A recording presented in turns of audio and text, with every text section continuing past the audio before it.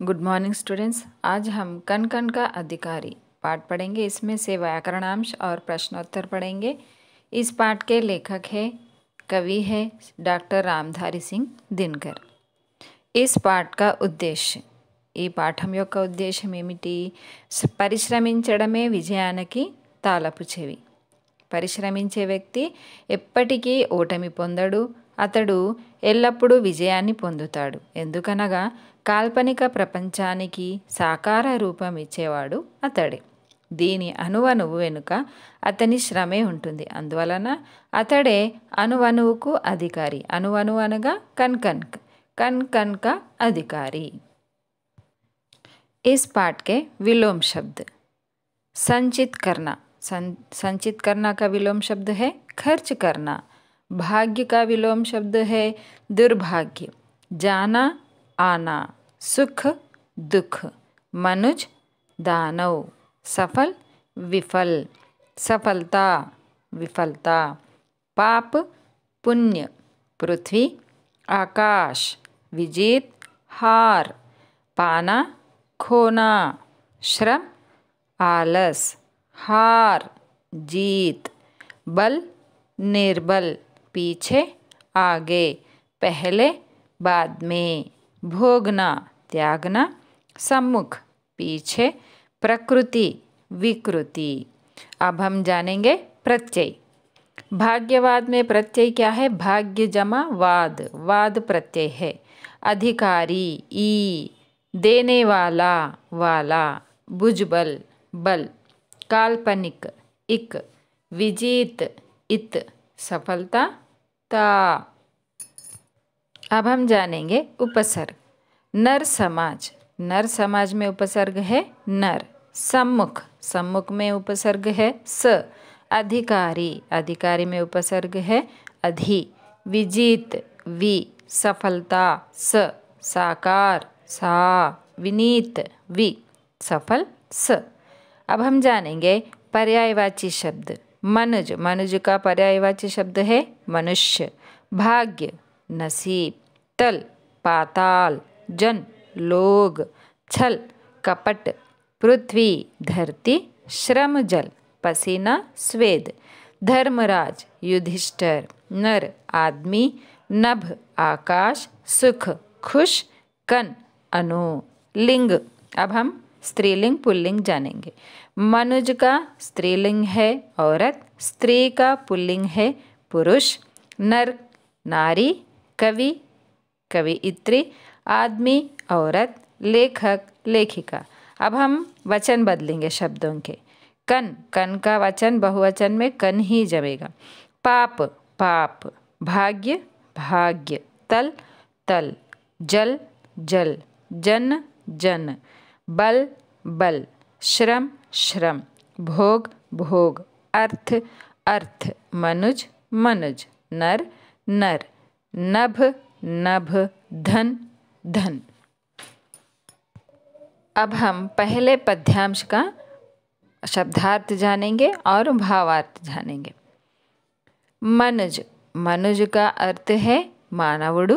సంచిత करना, దీని అర్థము పోగు చేయుట సేకరించుట।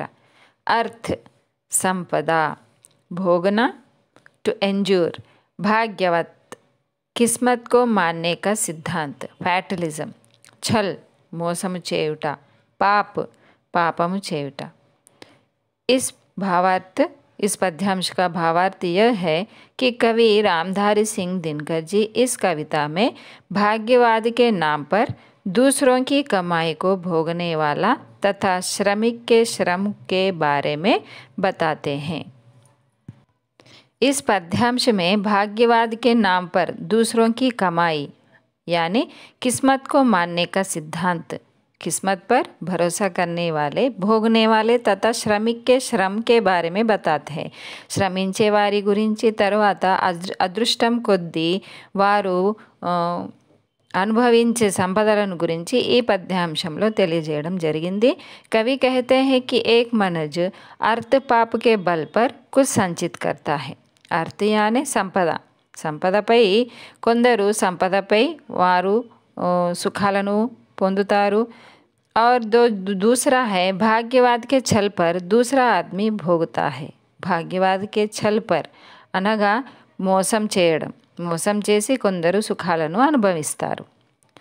दूसरे पद्यांश का भावार्थ नर మనిషి, సమాజ్ సమాజము, భాగ్య అదృష్టం, భుజబల్ స్వశక్తి, సమ్ముఖ ముందు, झुकना వినయంతో వంగియుండుట, పృథ్వీ భూమి, వినీత్ వినయంగా, नभ आकाशम, तल पातालम। भावार्थ कवि इस पद्यांश में कवि क्या कहते हैं कि दुनिया में नर समाज का भाग्य केवल एक ही है, वह श्रम है। दुनिया में అనగా ఈ సారే ప్రపంచంలో మనుషులకు భాగ్య అదృష్టం అనేది ఎలా వస్తుంది, వారు శ్రమించడం వల్లనే వారికి वस्तुंदी। श्रम अथवा भुजबल के सामने पृथ्वी, आकाश और पाताल सब नतमस्तक होते हैं, अर्थात झुक जाते हैं।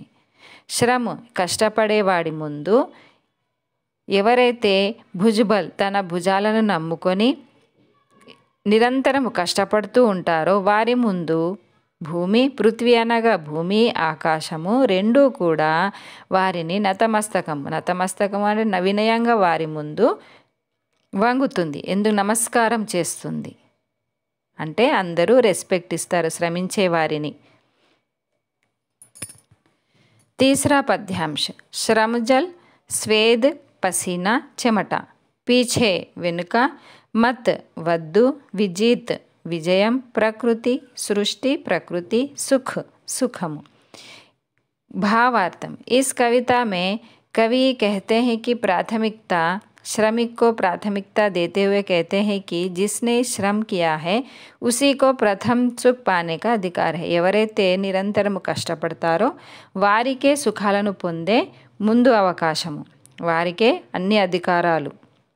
उसे पीछे मत रह जाने दीजिए, వారిని శ్రమించే వారిని మీరు వెనుక చేయకండి, వారికి సుఖాలను అనుభవించే అధికారాలు ఉన్నాయి। ఉసే కభీ భీ పీచే రహనా నహీ చాహియే, శ్రమించేవాడు ఎప్పుడూ కూడా వెనుకంజ వేయకూడదు।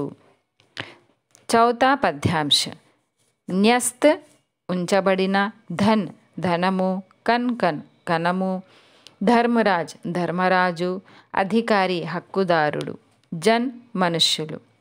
कवि कहते हैं कि इस पद्यांश में धर्मराज को संबोधित करते हुए, धर्मराज ఎవరో మనకు తెలుసు, మహాభారతంలో ధర్మరాజు పాండవుల్లో పెద్దవారైన పెద్దన్న ఎవరు, ధర్మరాజు। कहते हैं कि हे धर्मराज, इस चराचर जगत में प्रकृति में जो कुछ रखा हुआ है वह केवल मनुष्य मात्र का धन है। మనుష్య మాత్ర का धन है అంటే ఎవరైతే కష్టపడతారో వారే హక్కుదారులు। उसके कन कन का अधिकारी धर्मराज है, जो श्रम करते हैं उसी को भोगने का अधिकार है। ధర్మరాజు అనగా ధర్మాన్ని నమ్మేవాడు, కష్టపడేవాడికే ఈ ప్రకృతిలో ఏదైతే ఉందో నిమిడి అయి ఉందో అన్ని అధికారాలు వారికే దక్కుతాయి। प्रश्नोत्तर भाग्यवाद का छल क्या है? एक मनुष्य अर्थ पाप के बल पर कुछ संचित करे तो दूसरा आदमी उसे भोगना भाग्यवाद का छल है। नर समाज का भाग्य क्या है? श्रम और भुजबल नर समाज का भाग्य है। श्रमिक के सम्मुख क्या क्या झुके हैं? श्रमिक के सम्मुख पृथ्वी और विनित नबदल यानी आकाश झुके हुए हैं।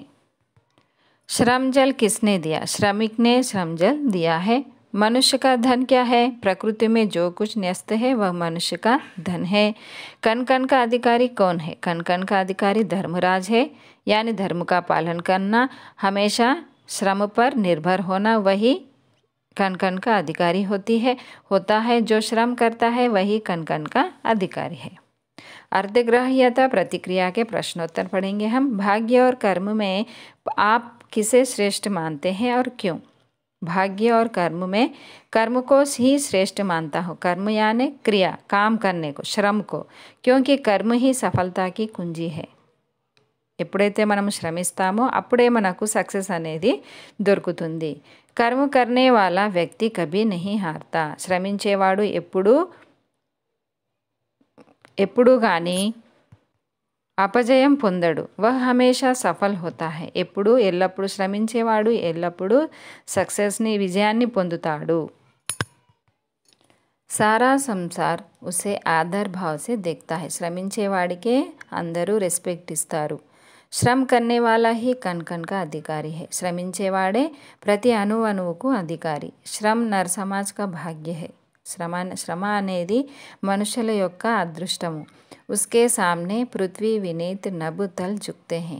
శ్రమించే వారి ముందు భూమి, తర్వాత ఆకాశము, తర్వాత మేఘ, ఇవన్నీ ప్రకృతి, వినీత్, నభుతలి అనే ఆకాశం, ఇవన్నీ శ్రమించే వారికి వినయంగా నమస్కరిస్తుంది. दूसरा प्रश्न, श्रम के बल पर हम क्या क्या हासिल कर सकते हैं? श्रम के बल पर हम अपने भाग्य को, विजय को, इस दुनिया में आदर को तथा सुख को हासिल कर सकते हैं.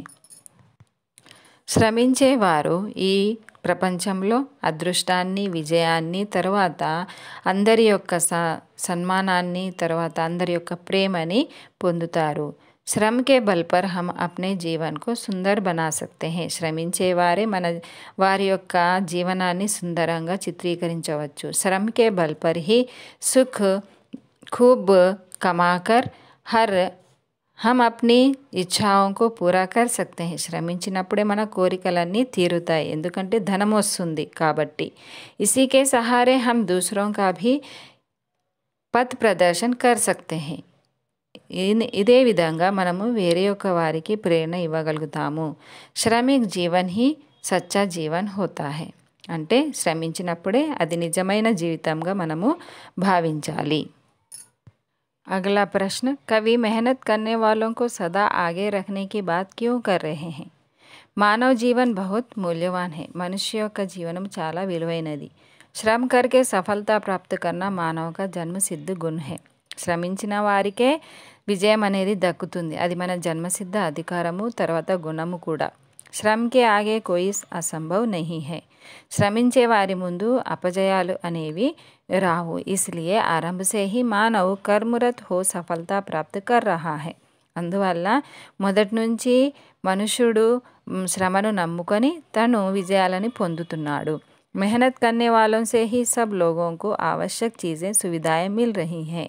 కష్టపడే వారికే వారి యొక్క కోరికలు తీరుతున్నాయి, వారి నిత్యావసరాలు కూడా లభిస్తున్నాయి. సృష్టి में अनेक आवश्यक और జీవనోపయోగి चीज़ें నిక్షిప్త है. ప్రకృతిలో ఆవశ్యక్ అంటే మనకు అవసరమైన, తర్వాత మన జీవనంలో ఉపయోగపడే వస్తువులు నిక్షిప్తమై ఉన్నాయి. నిస్వార్థ భావ్ సే శ్రమ్ కర్నే వాలోं को ही ప్రకృతి వశీభూత్ హోతీ హై. ఎవరైతే కష్టపడతారో వారికే ప్రకృతి కూడా సమ్మానిస్తుంది, వారికే విజయాలు అనేవి దక్కుతాయి. అతః వే లోగ్ హీ మహాన్ और భాగ్యవాన్ హోతే హై. కష్టపడేవాడే మహాన్ అంటే మహానుభావులుగా, భాగ్యవాదులుగా అంటే అదృష్టవంతులుగా తెలుపబడతారు. వేహి ఆదర్శవాన్ और महत्वपूर्ण है. ఆదర్శవాన్ అంటే వారిని మనము అనుసరించగలుగుతాము. ఐసే లోగోं को సదా ఆగే రఖనే కి బాత్ కవి కర్ రహే హై. అందువల్లనే కవి ఏమంటున్నారు, ఎవరైతే శ్రమిస్తారో వారికే ముందు స్థానం ఇవ్వాలని కవి అంటున్నారు. कवि ने मजदूरों के अधिकारों का वर्णन कैसे किया है? अपने शब्दों में लिखिए. कण कण का अधिकारी नामक कविता के कवि है श्री रामधारी सिंह दिनकर. यह कविता कुरुक्षेत्र से ली गई है. आप इस कविता में श्रम तथा श्रमिक के बड़प्पन तथा महत्व के बारे में बताते हैं. ఈ కవితలో కవి దేని గురించి, శ్రమ గురించి, శ్రమ యొక్క గొప్పదనాన్ని ఆయన వర్ణించారు. కవి इस कविता में मजदूरों के अधिकारों का वर्णन किया है. కవి ఈ కవితలో శ్రమికుల యొక్క అధికారాల గురించి వర్ణించారు. కవి कहते हैं कि मेहनत ही सफलता की कुंजी है. ఎప్పుడైతే మనం కష్టపడతామో అప్పుడే మనకు సక్సెస్ అనేది, విజయం అనేది దొరుకుతుంది. మెహనత్ కర్నే వాలా వ్యక్తి కభీ నహీ హార్తా. శ్రమించేవాడు ఎప్పుడు అపజయాలు పొందడు. వహ్ హమేషా సఫల్ హోతా హై. తను ఎల్లప్పుడూ విజయాన్ని పొందుతాడు. సారా సంసార్ ఉసే ఆదర్ భావ్ సే దేఖ్తా హై. మొత్తం ప్రపంచము తనని శ్రమించే వారిని గొప్ప వ్యక్తులుగా చిత్రీకరిస్తుంది। कवि कहते हैं कि एक मनुष्य अर्थ पाप के बल पर संचित करता है तो दूसरा भाग्यवाद के छल पर उसे भोगता है। అర్థపాప అంటే సంపదలపై తను అనుభవిస్తే వేరే మనుషుడు అదృష్టం కొద్దీ తాను సుఖాలను అనుభవిస్తాడు। कवि कहते हैं कि नर समाज का भाग्य श्रम ही है। నర్ సమాజ్ మనుషుల యొక్క భాగ్య అదృష్టం ఏమిటి? శ్రమ। వహ భుజబల్ హై, భుజబలము, భుజబల్ యానే భుజబలము। శ్రమిక్ కే సమ్ముఖ్ పృథ్వీ और ఆకాశ్ झुक जाते हैं। శ్రమించే వారి ముందు భూమి మరియు ఆకాశము వినయంగా వారిని నమస్కరిస్తుంది। నతమస్తక్ హో జాతే హై అనగా నమస్కరిస్తుంది। కవి శ్రమ్ జల్ దేనే వాలే కో పీछे मत रह जाने को कहते हैं। శ్రమించేవాడు ఎప్పుడూ వెనుక ఉండకూడదు। वे कहते हैं कि विजित प्रकृति से पहले श्रमिक को ही सुख पाने देना चाहिए। ఎవరైతే కష్టపడతారో వారికే ఆ సుఖాన్ని అనుభవించే మొదటి స్థానం ఇవ్వాలని కవి అంటారు। आखिरी में कवि बताते हैं कि इस प्रकृति में जो कुछ न्यस्त है वह मनुष्य मात्र का धन है। ఈ ప్రకృతిలో ఏమైతే నిమిడి ఉన్నాయో అవన్నీ మనుషుల యొక్క ధనము। ఏవి హే ధర్మరాజ్, ఉస్కే కన్ కన్ కా అధికారి జన్ జన్ హే। ఎవరైతే శ్రమిస్తారో వారే ఆ సుఖాలను పొందే అధికారులు। मतलब यह है कि जो श्रम करेगा वही कन कन का अधिकारी है। अगला प्रश्न, श्रम का महत्व विषय पर निबंध लिखिए। निबंध लिखते समय आपको इंट्रोडक्शन देना है, प्रस्तावना किस तरह देना है। जीवन में श्रम का मतलब, श्रम के बारे में आपको वर्णन करना है। శ్రమ యొక్క ముఖ్యాంశాలు రాయాలి। అందులో जीवन में श्रम का बड़ा महत्व है, बिना श्रम के हमारे जीवन में विकास संभव नहीं है। इस तरह हमें लिखना है। श्रम विकास की रीढ़ है। आज हम संसार में मनुष्यों द्वारा जो भी विकास देख रहे हैं वह मानव जाति के अथक परिश्रम का ही परिणाम है। उसके बाद आपको विषय वस्तु लिखना है। निबंध लिखते समय प्रस्तावना, विषय वस्तु, उपसंहार आवश्यक लिखना चाहिए।